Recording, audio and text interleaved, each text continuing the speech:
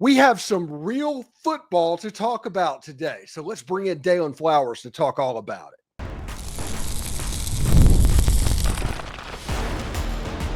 You are Locked On Ole Miss, your daily podcast on the Ole Miss Rebels. Part of the Locked On Podcast Network, your team every day.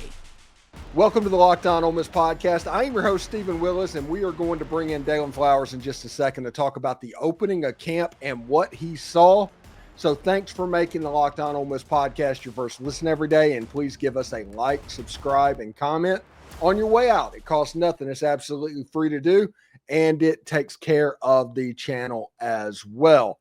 So let's bring in Daylan Flowers. And the first thing that I want to notice, and congratulations on your question at the press conference, but Caleb Odom was a topic of conversation because obviously the media saw which group he was working out with. Yeah. Previously, going into fall camp, there were rumors about him in the tight end room. Listen, Lane Kiffin actually mentioned something about, hey, nobody wants to see Kutas get hurt. Yeah. But maybe this is kind of a blessing in disguise. I've talked over and over that if Caleb Odom stuck with tight end, he would make millions of dollars in the NFL. Is this something that looks like it's going to stick? Is this something we're going to see towards the end of camp? It's a good question, man. You know, I think the way Lane talked about it, you probably will continue to see Caleb Odom get a good amount of reps at the tight end position. Today, he was flexible and was mostly on the line of scrimmage in the tight end position. And, I mean, he looked really well. I think the thing that stands out to be is he can play in any position on the field for a receiver or tight end. And, you know, he has the ability to do a lot of different things. But I think what's so fascinating about this Ole Miss team this year and this Ole Miss offense, it seems like every year, Steven, we say this is the best Ole Miss wide receiver room ever. And then we say it the next year, and then we say it the next year. And it's not because, you know, we're just supporters of Ole Miss, but like it truly feels that way that every single year, you know, it defies the odd that this receiver room tends to get better and better every year. And I think it's that same way, whether you look at Caden Lee, Caleb Odom, now the arrival of Caleb Cunningham, Deshaun Stribling looked absolutely fantastic today. Deuce Alexander, Harris Wallace. And there were so many plethora of guys in this receiver room that you kind of want to be able to be flexible and allow guys to do different things. So although it hurts me that Kutas is out and there's no true timetable on him. Of course, my Arkansas native, I watched him for a while. He's dealt with injuries his whole career, but when he's healthy, he's one of the best tight ends in the country. So it really hurts that he's not going to be able to gear up, especially at least it looks like throughout the early parts of the season for Ole Miss. But this could be a really good thing. This could be a moment for Caleb Odom to prosper, learn his body a little differently, kind of learn from Daquan Wright to understand what the system was like last year for him and allow Caleb Odom to truly just adapt and be better as a tight end. He has great size, great athleticism, can move really quick inside and out the line of scrimmage. And I think it's going to be a problem if put there in the season for opposing linebackers. You don't want to see Caleb Odom coming at you and moving the way he does with his hips as quickly as he does. His hands are really good. His size can get a feel, create space in the middle, the feel for the offense. Opposing defenses and opposing linebackers don't want to see Caleb Odom get in those positions. But I think if Lane Kiffin and Charlie Wise Jr. can maneuver it correctly, then we may see something really prosperous this year in terms of him playing alongside Daquan Wright, and in future years here from Ole Miss that would allow this offense to be a different dynamic that honestly it hasn't seen in a very long time under Lane Kiffin. Yeah, we always talk about positional versatility on the podcast. Yeah. Where with Caleb Odom playing in a tight end position, when he's on the field, you can be in 10 personnel or you can be in 11 personnel with him on the field. And you can do the same in 11 and 12 and 12 and 13. Mm-hmm. He provides that ability. And whenever Kutas comes back, and he is going to come back, Kutas coming back with Daquan Wright, 13 personnel becomes a real possibility, and especially having Caleb Odom as a weapon in the red zone. I think that's the important part of this. Not since DK Metcalf has a wide receiver or somebody had the body to line up and be a weapon in the red zone. Caleb Odom can do that. 1,000%, man. And this is a position in moment that Ole Miss struggled in last year. They finished in the bottom half of the conference in red zone scoring percentage. That's something that Ole Miss struggled. And when you look at how you want to get better at that, you want a guy like Caleb Odom on that line of scrimmage that can kind of divert a lot of the attention from the opposing defenses on him to maybe allow openings for other receivers on the field, or even, have him at high motion signals that allows him to be great in the red zone. That's something that I think Lane Kiffin throughout SEC Media Days and in the spring, and, we'll get to talk to him a little bit more throughout fall camp, really wanted to improve on was red zone offense and red zone efficiency, not only through the passing game, but the run game as well. But Caleb Odom can really be a dynamic piece for this Ole Miss offense. And you talk about what makes the teams stand out from every single year, what makes a team elite. We looked at it last year. It was depth at every single position, whether it's, recruiting from the standpoint of transfer or high school guys. But depth was so important, and it made the line of scrimmage and the trenches so improved last year for Ole Miss compared to previous years. And that's exactly what you're going to have here at Ole Miss for Caleb Odom. Whether or not, Luke has it out for 3 or 4 games, when he comes back, that depth is still going to be important. You want to have guys that have the ability to do a lot of different things that maybe Caleb Odom does something really good that Luke has and Daquan Wright may not bring to the tight end room. But combining those efficiencies and those abilities within the 3 players is going to be something really special, and it's going to make opposing defenses have to take a little bit more time watching the film to understand what the game plan is going to be to stop that tight end room of Ole Miss. My contacts inside the Manning Center and everything talking about Austin Simmons basically said today was a roll call day. Yeah. You're not going to be able to tell very much from today, but Austin Simmons looked in control of the offense. Yeah. And that's honestly best case scenario. Yeah, I mean, day one can't really put too much on the icing from it, but he seemed to be very vocal. Was very vocal with his offensive line and controlling the line of scrimmage today. And he seemed to have a good connection with his receivers and understanding when things maybe had not gone a certain way that he wanted. They seem to have a great communication of kind of understanding and putting together something schematically better to move forward and get better within the plays that I saw today. Austin looked good. I'm not really concerned about his abilities. I think it's just going to be how's his offense scheme together and all 3 phases. And I think if they're able to do that, then they're going to be a really high-powered offense again this year. But I thought his deep ball looked really well, and I thought he was moving in the pocket really well. He seems really mentally and physically locked in right now, which is what you want from a quarterback. And I think, you look back over Jackson Dart's time, Jackson was, a leader and, was the kind of the flashy superstar quarterback. And I think, Austin's a little bit more low key and laid back, and he kind of speaks with his actions a little bit more than his words. So I'm very excited to see what his progression is going to look like over the next 3 or 4 weeks, getting ready to go into Georgia State. But I mean, you can't, really doubt how good he's going to be. He still has so much to show and so much in store, and it's only going to come out when game time actually comes up for him. All right, when we come back in our last segment, we will talk to Daylan and kind of get some news and notes of things that he picked up around fall practice today.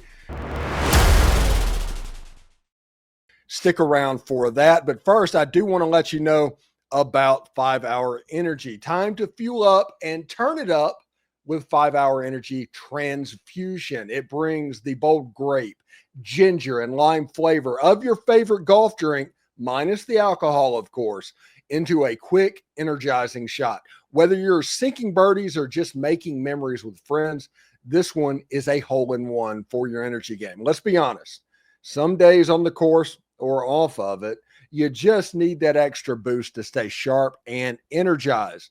Once I played a course in Franklin, Tennessee, and they had the green up so high that I couldn't even see the flag, but I had a secret weapon, right? It was a steep angled wedge built just for this. It was the one chance to use that club that I have bought it for. But obviously I didn't see it go in on the green. Locked On Vandy's Corey Burton did see that go in. I actually made my only shot with that wedge, and the energy boost that I had after that, it was pronounced. You can get that same energy boost with 5-Hour Energy. Golf is all about good times with good people and good flavors, of course. The grape, ginger, lime flavor gives you the best part of your clubhouse go-to without chasing down the beverage cart. If you go to 5hourenergy.com today, that's the number 5hourenergy.com, you can use my promo code LOCKEDONGOLF to receive 20% off your order.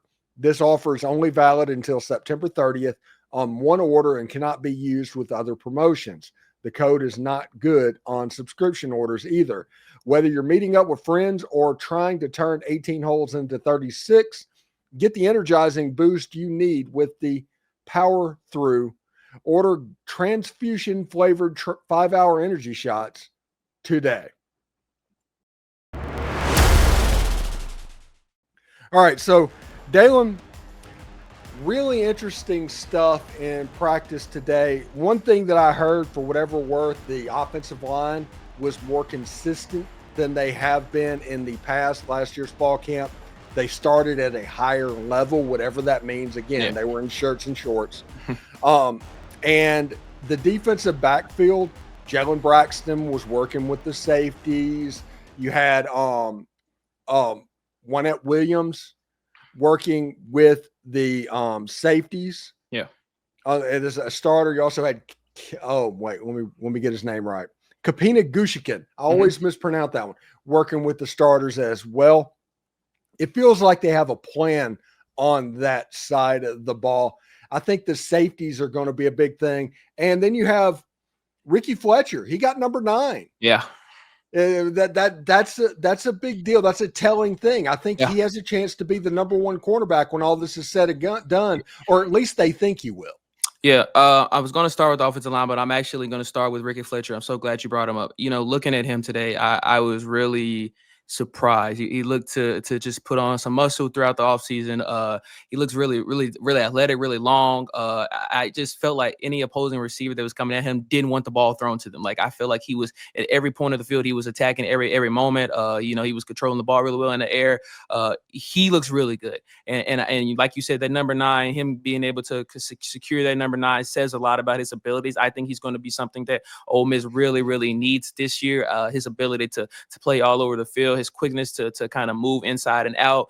I think Ricky Fletcher is going to be really, really good. Now, again, I'm just basing this off one quick little motion today, but he looked really, really good today. He looked strong. He looked fast. He looked really, really good. So I'm so glad you brought that up because Ricky really did look good today.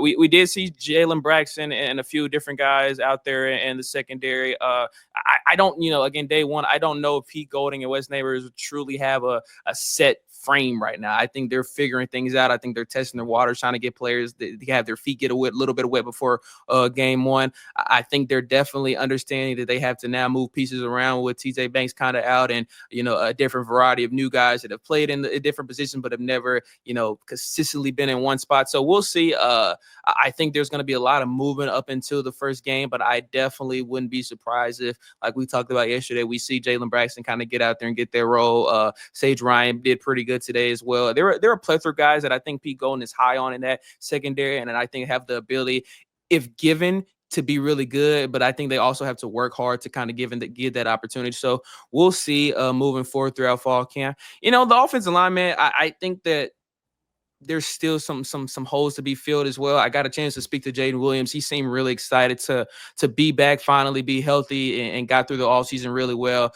One thing about him, he spoke to me about it, and even watched him, he was moving around a lot. He was sometimes out in the right tackle position. Sometimes he was inside. I think they're still trying to figure out exactly what to do with some of those pieces. I think Patrick Kutas has a chance to start. I think Delano Townsend has a chance to be in the interior offensive line as well. John Garrison is definitely figuring out pieces there. But I will say, Lane talked about this in his pressure really quick, that they seem to be a little bit more physical compared to last year's fall camp. And, whether that's due to a lot of new guys, less injuries compared to last year. But the offensive line was definitely, facing some physical contact today.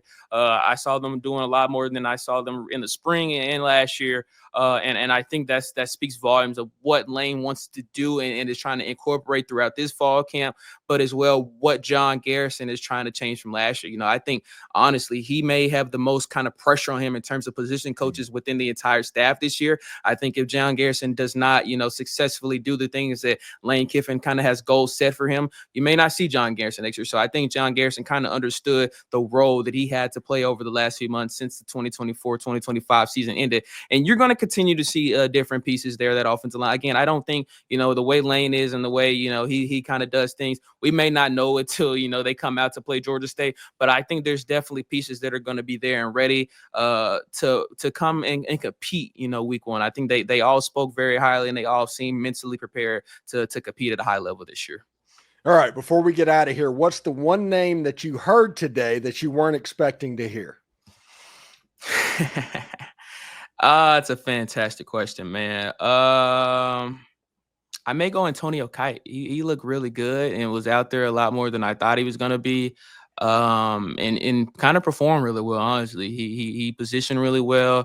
Was very vocal in terms of his ability to kind of set up his peers, and they seem to listen to him really well. I think Antonio Kai has some abilities to be really, really good this year for Ole Miss. So I give him a good quick shout out.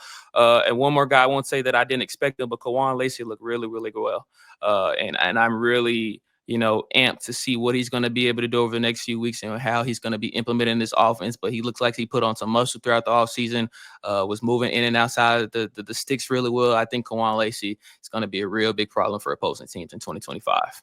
The name that I heard today that I wasn't expecting to hear today was Izaiah Hartrup.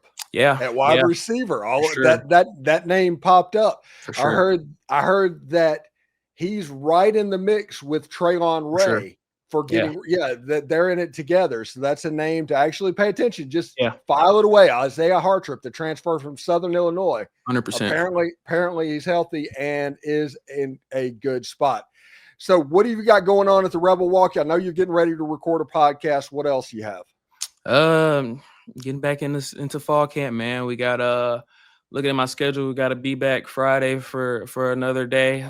So just, getting ready and getting prepared and understanding the changes that this going on every week. But man, it was honestly, it was so good to be back today and just be around the players and be in that atmosphere. That the summer is always good sometimes to get a little bit of relaxation, but I really do enjoy just doing what I do and being around the game. And it was super fun to be back in that atmosphere and be within the players and some of my journalism peers as well. So I'm really just stoked to be back and have football around the corner, man. All right, Daylan, thank you for coming on board today, and we'll talk to you a little bit later, man. All righty, man. Howdy toddy, y'all. All right, that's Daylan Flowers, and thank you very much for making the Locked On Ole Miss podcast your go-to source for Ole Miss sports. We pride ourselves on the most comprehensive perspectives, which is why we're the front door of Ole Miss. Don't forget to subscribe, like, and comment. It helps the show, and it's totally free. Your support means the world to us. For your second listen, check out the Portal Show. Brian Smith has the latest rumors, portal entries, and signings. Be the most informed fan on the rapid changes around college football's landscape. Find the Portal on YouTube or wherever you listen to podcasts. Hotty toddy, everybody. And remember, analytics is just the old English word that means bad football. We'll see you tomorrow.